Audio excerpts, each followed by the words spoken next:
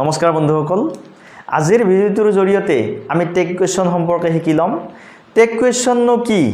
Assertive সেন্টেন্সক কিদৰে tech question লৈ convert কৰিব পাৰি এই বিষয়ে আমি বিতংকৈ আলোচনা কৰিম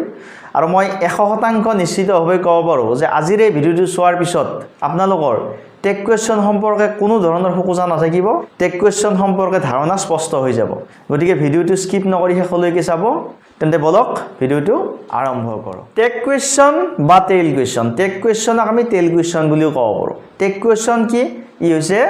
ইন্টাৰগেটিভ সেন্টেন্সৰ এটা পাৰ্ট ইন্টাৰগেটিভ সেন্টেন্স কেই প্ৰকাৰৰ পাইছিলো তিনি প্ৰকাৰৰ পাইছিলো number 1 yes no question number 2 WH question বা ask question number 3 tag question বা tail question yes no question কাক কয় যিবোৰ কুৱেশ্যনৰ এনসাৰ ইয়েস বা নোৰে দিব পাৰি তাক ইয়েস নো কুৱেশ্যন বুলি কয় যেনে আৰ ইউ বিজি নাও তুমি এতিয়া ব্যস্ত নে yes I am busy WH question কোনবোৰ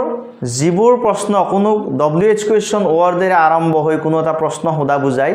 তেনেকুৱা সেন্টেন্সক কি বুলি কোৱা হয় WH কুৱেশ্যন বুলি কোৱা হয় আৰু থাৰ্ড কুৱেশ্যনটো হৈছে কি টেক কুৱেশ্যন বা টেইল কুৱেশ্যন টেইল মানে হৈছে নেক্সট কুৱেশ্যন মানে প্ৰশ্ন অৰ্থাৎ কি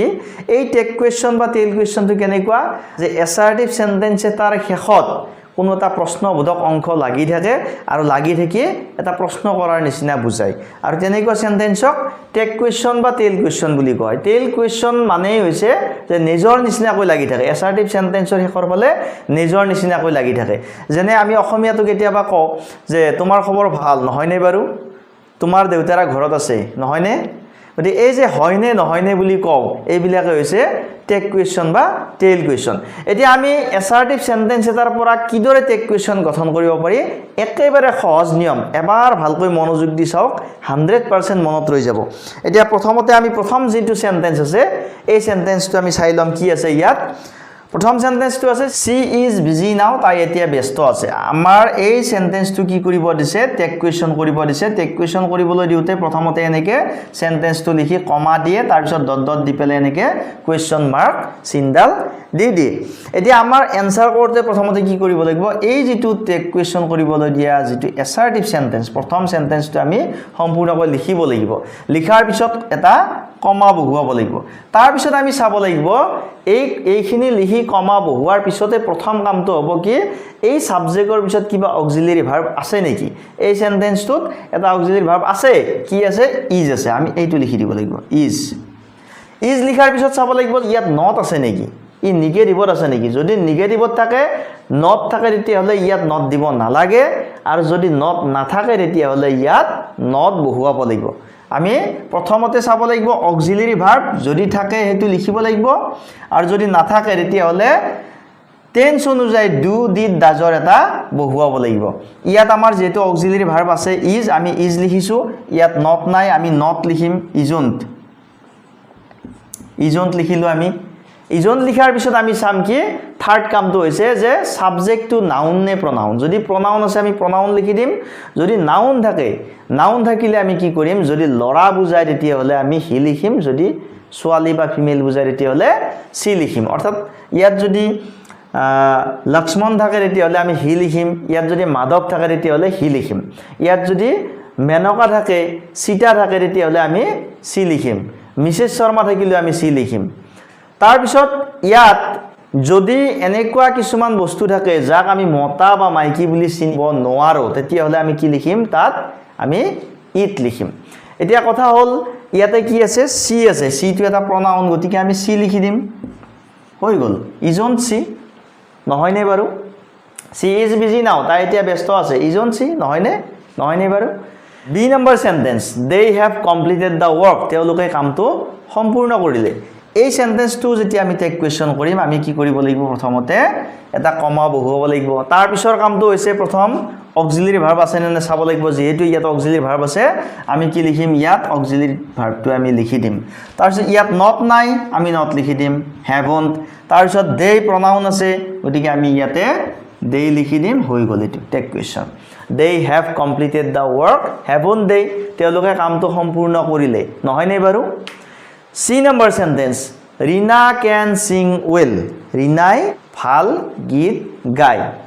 ৰীনাই ভাল গীত গাব পাৰে ৰীনাই গীত ভালদৰে গাব পাৰে ইয়াত কি আছে অক্সিলাৰি ভাৰ্ব সাবজেক্টৰ পিছত ক্যান আছে আমি প্ৰথম কি লিখিম ক্যান লিখি দিম যেহেতু এটো বাক্যটো সম্পূৰ্ণকৈ লিখাই গৈছে কমা বহুৱা গৈছে কমা এটা ইয়াত থাকিবই নিশ্চিত হবে কমাৰ পিছত আমি কি কৰিম এই অক্সিলাৰি ভাৰ্বটো বহুৱাই দিম তাৰ পিছত ইয়াত নট নাই আমি নট লিখিম ক্যান্ট লিখিম তাৰ পিছত আমি কি কৰিম ৰীনা আছে ইয়াত সাবজেক্ট কি আছে ৰীনাৰ সলনি কি লিখিম সি লিখিম can she Reena can sing well can she ৰীনাই ভাল গীত গাব পাৰে নহয় নে বাৰু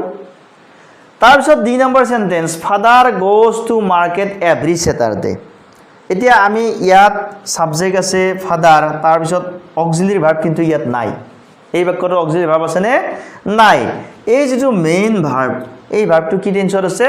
প্ৰেজেন্ট টেন্সৰ আছে আৰু ইয়াত কি যোগ হৈ আছে ইএস যোগ হৈ আছে যেহেতু subject to third person singular number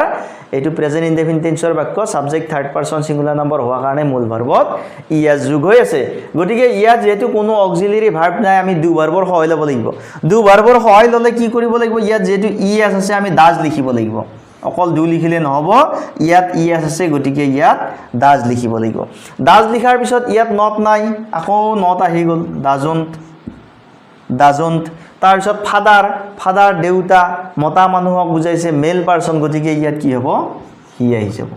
doesn't he father goes to market every স্যাটাৰডে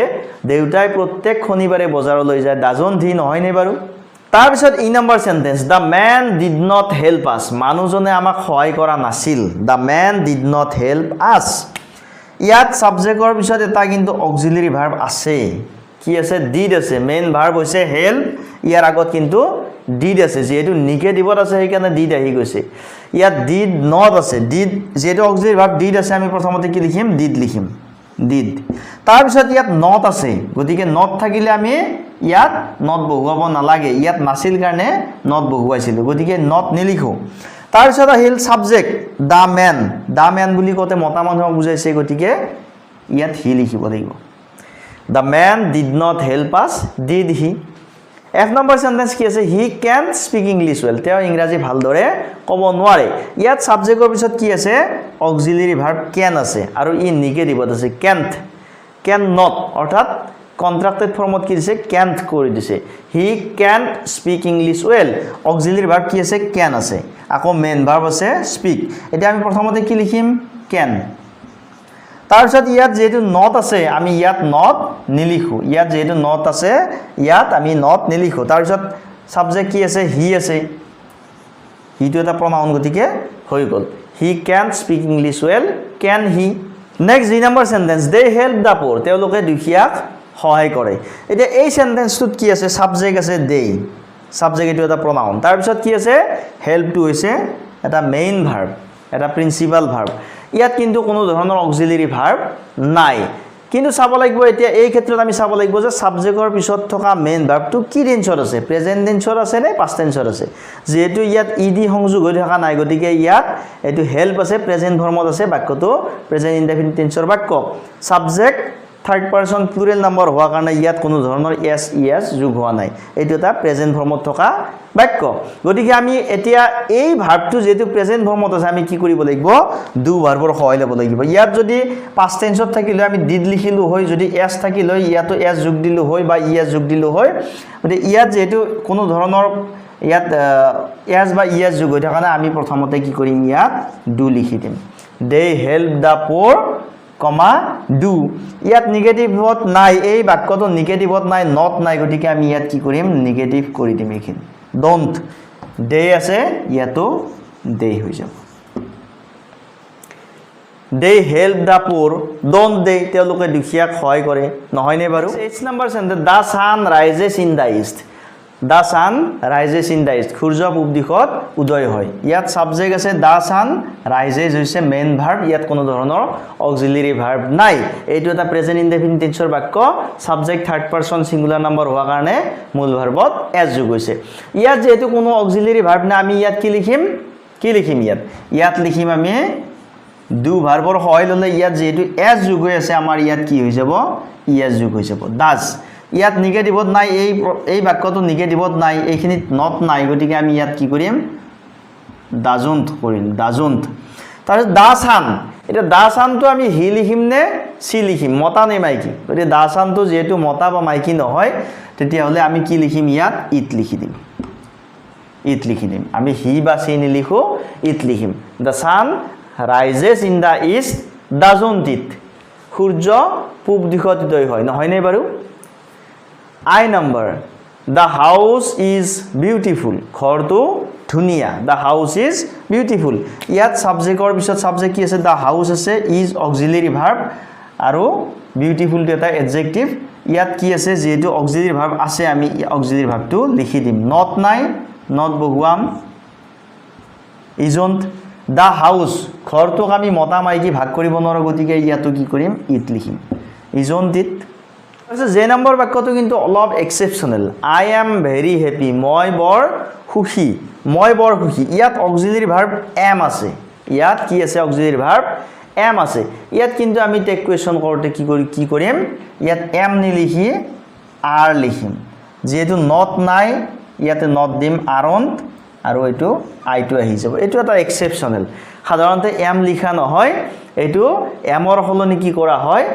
R লিখি, ইয়াত যদি নট নাথাকে তেতিয়াহ'লে নট দিয়া হয়, ইয়াত যদি এম নট থাকে তেতিয়াহ'লে নট ইয়াতে নিদি পেলাই তাৰপিছত ছাবজেক্ট যিটো প্ৰনাউনটো লিখি দি আছে। এইটো এটা এক্সেপশ্যনেল। ভিডিঅ'টোত আমি এইখিনি আলোচনা কৰিলোঁ, আৰু মই আশা কৰিছোঁ যে আজিৰ এই ভিডিঅ'টো চোৱাৰ পিছত আপোনালোকৰ টেক কুৱেশ্যন সম্পৰ্কে খুটি নাথাকিব। ভিডিঅ'টো কেনে পালে কমেণ্টত জনাব। যদি ভাল পাইছে লাইক কৰিব, শ্বেয়াৰ কৰিব, আৰু এনেধৰণৰ ভিডিঅ' পাই থাকিবলৈ মোৰ YouTube channel study Darpan subscribe কৰি অল নটিফিকেশ্যন অন কৰিব। পুনৰবাৰ সকলোকে ধন্যবাদ জনাইছোঁ। জয় আই অসম।